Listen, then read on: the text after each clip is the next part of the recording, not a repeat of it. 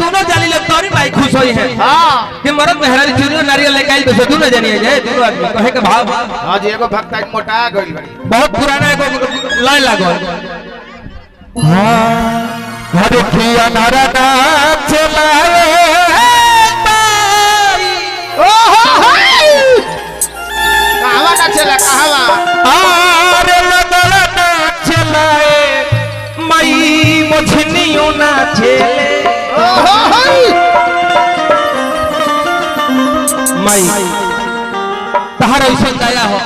कि तहरा दुआरी पे जे जाला वो बिना ना चले कोइले तहरा के खुश खोइले ना आवेला ना ना ना एगो मुखड़ा खाली रही कहे के भाव बा अरे की अंधारा ना चलाए माई और चला चला ना चलाए माई हर तो माई बचदियो ना होइरा चलो लकी चुमनी में गवने हरी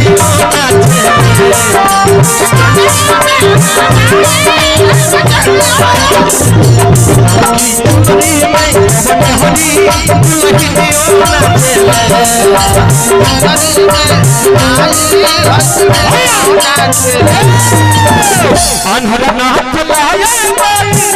लगला ना चलाए वही बचदियो ना चले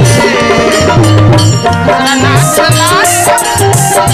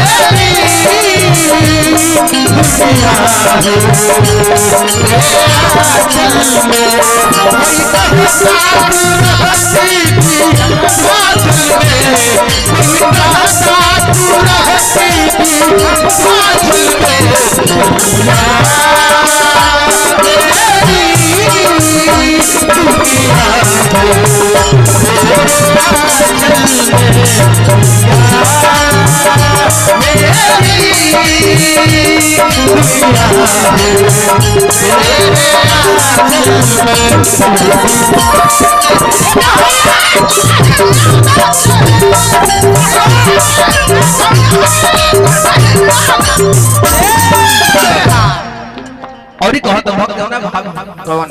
अरे ककाली दास पारी उठके अरे कवि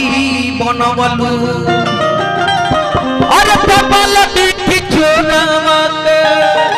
अरे तो कविता सिखवलू कहे के बाबा अरे ककाली दास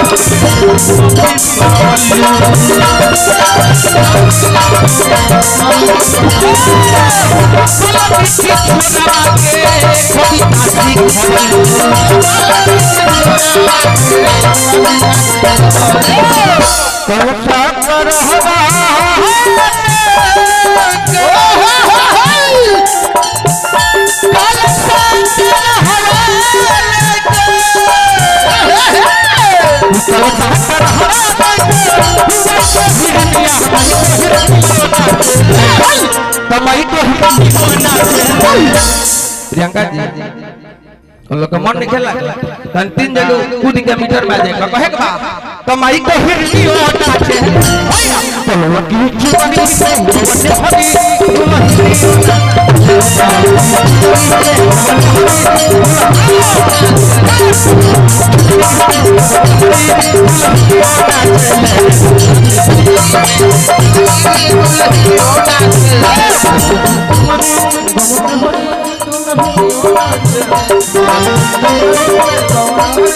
हरी साले क्या देखो बोले जाए